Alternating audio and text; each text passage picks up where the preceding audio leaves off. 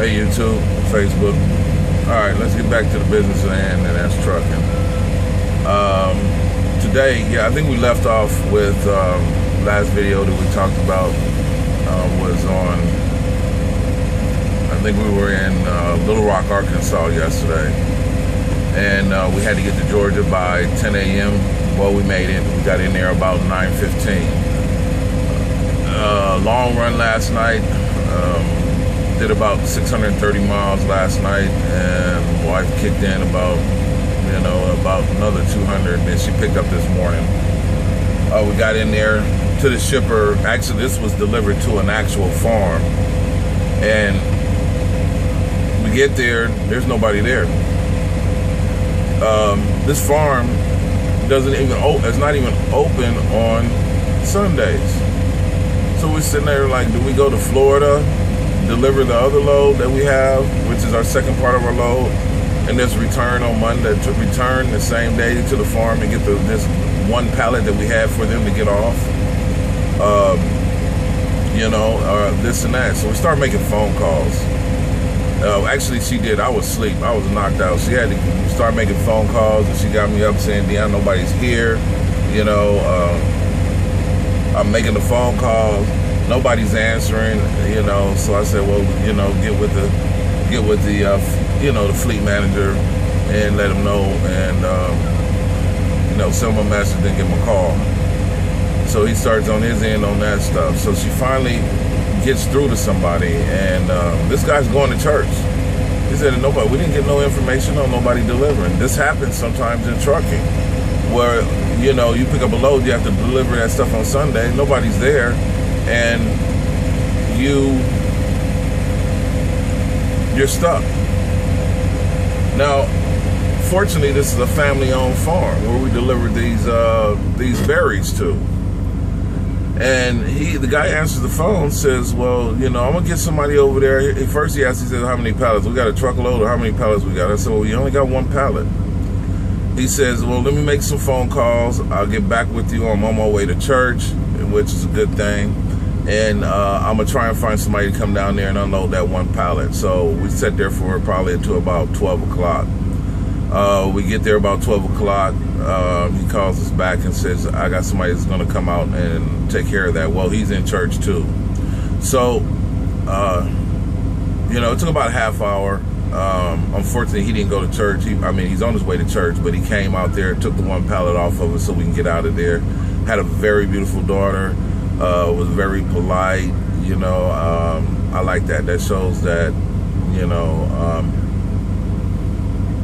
she had a good father, good family, because she was very polite about everything, and she's being raised quite well. You can tell that by the way a kid answers you, whether they're being raised right or this and that. And, beautiful young girl, and a father too. Were both, both the same way, helpful and everything. I wouldn't mind delivering back to this place again. This actual farm. These guys this guy, he was a Mexican guy, he was real cool. So anyway, with that, so we finished off with that. Now we're on our way to South Florida. It's just on the other side of Tampa.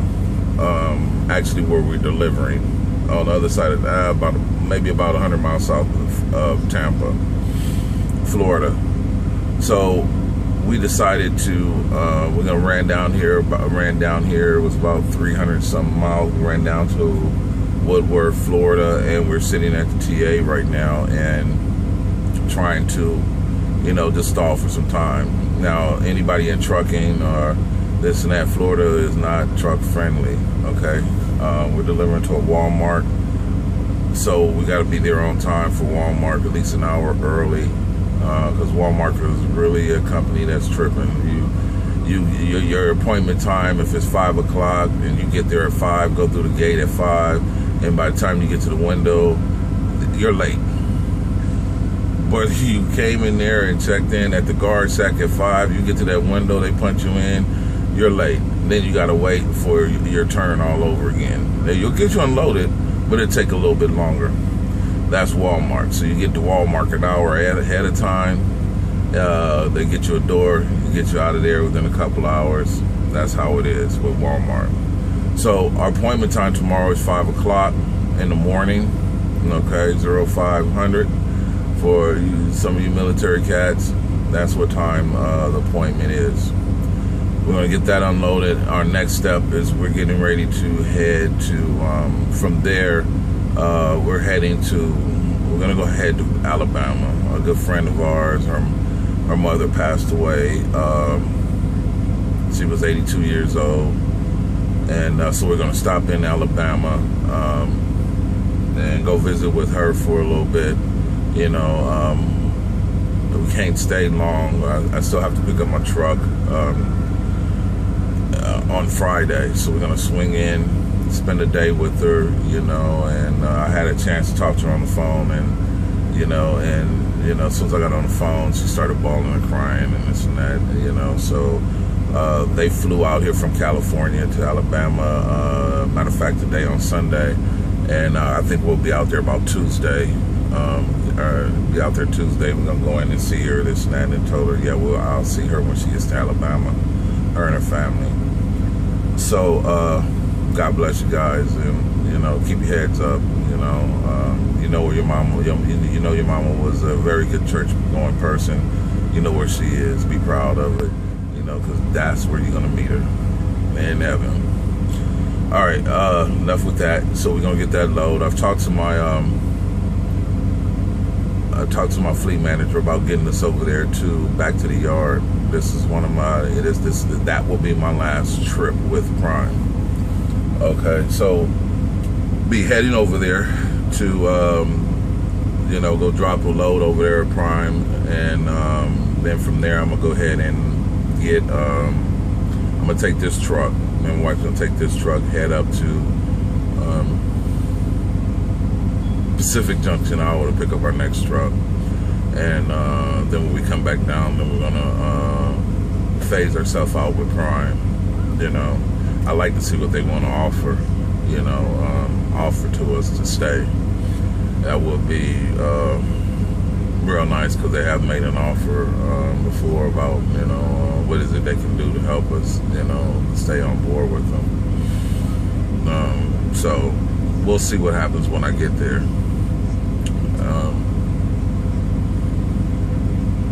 Let's see. So we're gonna do that. We get there. We'll probably get out there by Wednesday. Take off and go get our truck on. Go take off Wednesday. Head up there because we need a couple of days to get the insurance in. And before we can take the truck off the lot. So, but we got to get up there to sign the docs and get the paperwork down to the company, and so they can send the insurance, and it takes 24 to 48 hours to do. So with that being said, you know, we're going to enjoy the night here in Florida. I'm going to take off about 1 o'clock. I'm going to start finishing off. Well, I'm going to take off about 1 o'clock and finish off the rest of this and get down here to 1 o'clock in the morning and get down to South Florida down there and deliver this rest of this load and get ready, because my fleet manager's got something planned for us as soon as we deliver that load. So our availability will be about 8 o'clock. We'll be ready to roll, and then we're gonna head out on our last load. And I'm gonna miss this company, dude. I'm gonna tell you something.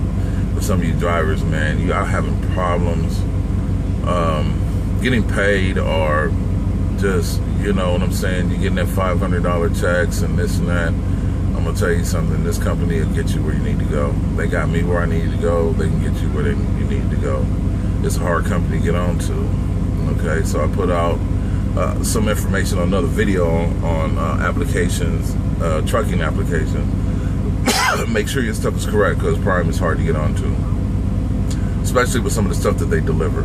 Okay, so they make it very hard, and they just want quality drivers.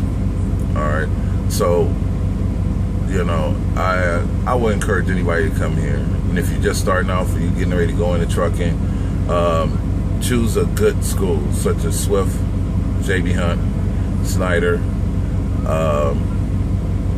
Warner doesn't have one. And get your butt on here and get going. The pay ain't great at first. You got to go through you know, you got to go through the bull, and you know, once you're through with the bull and get your own truck, man, you know, you're here for a job, and you get through the bullshit at first. Once you get your own truck, you don't have to deal with that bullshit no more. And it takes almost about 2 months, anywhere from the time you start for about 2 months before you get your own truck, after you get all the training and stuff out the way. Every truck driver had to go through it. It's going to piss you off. It's going to be this and that, but get it done. Okay? Get it done. And then once you got the training and you're done with your year with that starter company, move to a company that pays. Do not stay there at a starter company, okay? It's not worth it. You ain't gonna make the money. You're gonna get $500, $600, maybe top $1,000 on a paycheck, but not on a regular basis. You want more, right? Because you got a family to raise. Check out Prime, okay?